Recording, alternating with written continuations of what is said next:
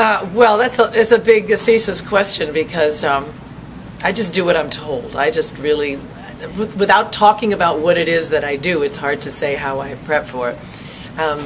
You know, I got a chance in this show to do something quite remarkable that I've never done before.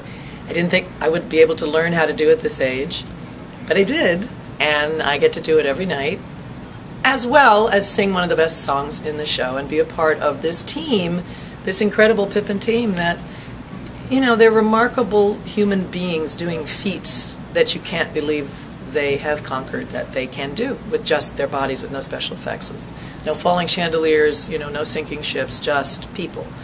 It's wonderful to be a part of these troupe players. It is intimidating and challenging and inspiring, and I'm ready for it. I'm like, I guess, at a place in my life where I'm saying, bring it on, let me see if I can do that. And it kind of got me back into a wonderful place, physically, first of all, and mentally, because in order to do what I'm doing up there without wires hooked onto me, without a net, without a mat on the floor, 26 feet above the stage, with a partner, I can only think of each thing I must do in the moment that I'm doing it. I cannot get ahead of myself and go, ooh, what, you know, what, I don't do that. I cannot do that. I think this goes here, and then I think foot goes there, and then I think now I slide down, you know. And I thought, wow, I should really live my life like that. Stay in the moment, and that's what my whole song in the show is about. Live in the moment, learn to live in the moment, and stop and smell the roses. It's the thing we've heard again and again and again in our lives, but sometimes you have to get to a point in your life where you realize how true it is. I don't know how much they've insured me for. I'm sure they have, as well as everybody else in the show. Bodies go flying with like this and caught by somebody else. I mean, people juggle fire, people juggle knives. There are people climbing and on little ropes way 35 feet in the air and then sliding down. I mean, it's not Cirque du Soleil with all of the things that you can't explain. How did they get that pool of water in the middle of the ceiling? You know, it's not that. It's old school circus. And then, forget all of that. That's just the new stuff we put on it. It's Bob Fosse. And it's Stephen Schwartz music. And it's a really good, deep book that some crazy people go, oh, that book is such a piece of fluff. It's, you know, it's been around forever, and it's really a stupid little book. Those people know nothing. They know nothing. This is one of the deepest, most meaningful scripts ever for a Broadway show. It's always been my favorite Broadway musical. It's really about what matters in life. It's about a person's search for what can make them important, what can make their life fulfilling. Is there anything that is completely fulfilling? And all the thoughts in your head that tell you you're no good if you don't have money, if you're not pretty, if you're not famous, if you're not, all those thoughts that destroy you. And then the ego, you know, that keeps telling you, you know, come here, I got something for you. I got something better for you. And you have to fight that your whole life before you go, it never was there. It always was here. That's what Pippin's about. I mean, it's the deepest book on Broadway ever. So I love being in this show. Oh my goodness. The history alone, being in this musical that's always been one of my favorite musicals ever. And with the guy who originated Pippin, the original Pippin, who worked with Fosse and with Schwartz when they created this, JOHN RUBINSTEIN. He's a wonderful actor. He thinks so smart as an actor, but he teaches. He's a professor, for Christ's sakes. He's a wonderful performer, but he's also the nicest guy.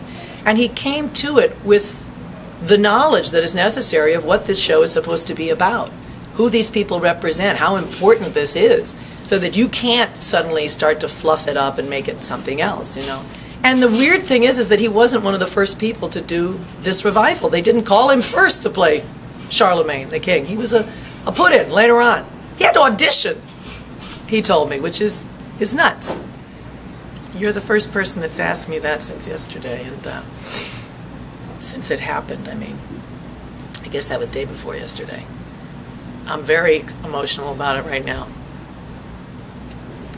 I don't know what my father would have thought, except that I know that my father's way of thinking was, if you don't know what to do, don't do anything. And then when you know what to do, go through it like a mountain and don't let anything stand in your way. And I think for 50 years we didn't know what to do. So we did that.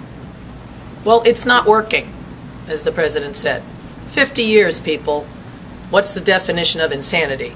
Doing something again and again and again that isn't working and getting the same results. That's just insane. So it was brilliant that they did this, and it's a beginning.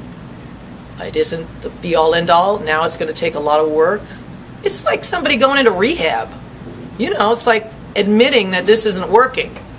This is not the best way to make these two countries function at their highest capacity. It's not good for the Cuban people. It's not good for the Cuban Americans. And it's not helping the governments. It's helping the people.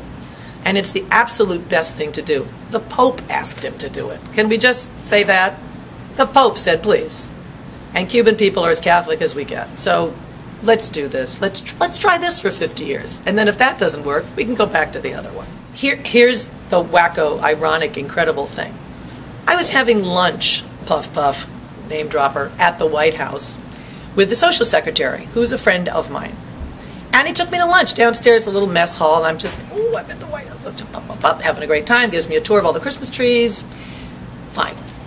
We go upstairs, and he's like, oh, come on. And he brings me into the Oval Office. The president is not there. He's next door, behind that door, having lunch, but his jacket is there, and the thing, and his cup of coffee on the table. It's very exciting. Get to see the tree.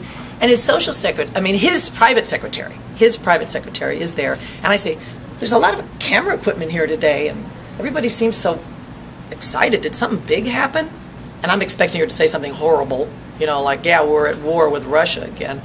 She said, yes, didn't you hear we just opened up communications, relationships with Cuba again? What? Wait, I came here today for lunch and this is the day that this happened? What are the chances?